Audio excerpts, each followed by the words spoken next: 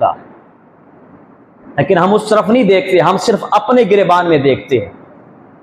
तो यहां पर अल्लाह पाक ने कुरान नाजिल कर दिया कि कोई औरत किसी दूसरी औरत का मजाक ना उड़ाए, तमस्खुर ना करे, तानाजनी ना करे, सिर्फ छोटा कद कहना, इस पर रब ने कुरान नाजिल कर दिया।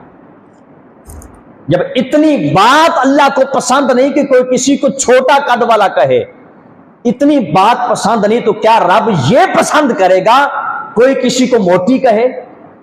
क्या रब ये पसंद करेगा कोई किसी को बैंगी कहे? क्या रब ये पसंद करेगा कि कोई किसी को लूली और लंगड़ी कहे? क्या रब ये पसंद करेगा कि कोई किसी को अंधी और कानी कहे? बल्कि हमारे बुजुर्गों का तो ये तरीका कार था कि वो किस कदर अवामुन्नास और अल्लाह की मखलूक का ख्याल रखते थे। हजरत हातिम असम के बारे में शायद आपने सुना हो। हातिम असम, पता किसको असम कहते हैं?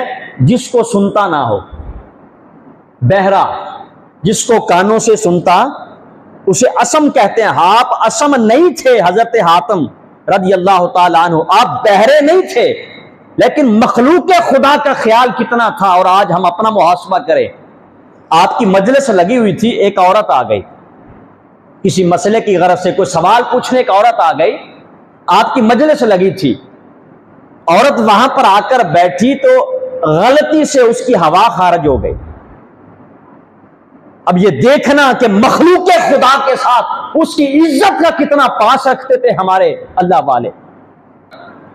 तो महफिल के अंदर उसकी हवा खारिज हो गई। अब साफ जाहिर है कि इससे इंसान को बड़ी परेशानी होती है। वो इससे अपनी तदहीक समझता है, बेइज्जती समझता है, अपने आप को वो इससे बड़ा निकम्मा समझता है कि बड़ी महफिल के अंदर मेरी बेइज्जती हो गई। जब ऐसा हुआ तो हातिम असम रहमतुल्लाह ताला अलैह ने देखा कि औरत बड़ी परेशान है, चेहरे पर बड़ी मलामत और परेशानी के हालात हैं। आपने बिल्कुल इग्नोर किया उसको, यानी कि उसकी परेशानी को आपने जाना, महसूस भी नहीं होने दिया कि मुझे आवाज आई। बल्कि जब उसने बुलाया ना आपको मसला पूछने के लिए, आपने फरमाया बीबी ऊंचा बोल, मुझे सुनता कम है जरा। अल्लाह अकबर, ये है मखलूक खुदा की खिदमत। हालांकि आप बहरे नहीं थे,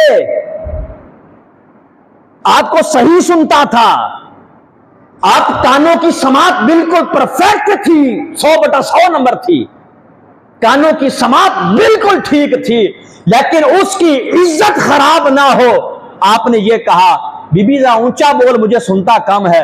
सिर्फ इतना कहा, उसके चेहरे पे मुस्कुराहट आ गई कि हातिम असम को पता नहीं चला। और फिर सारी जिंदगी हजरत हातिम असम अपने आप को बहरा बन के रखा, सारी जिंदगी अपने आप को बहरा रखा ताकि उस औरत की इज्जत बाकी रहे।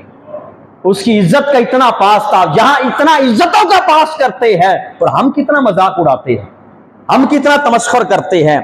तो ये कुरान हमें सबक दे रहा है और दर्स दे रहा है कि लोगों, कोई मर्द किसी मर्द का मजाक ना उड़ाए और ना कोई औरत किसी औरत का मजाक उड़ाए।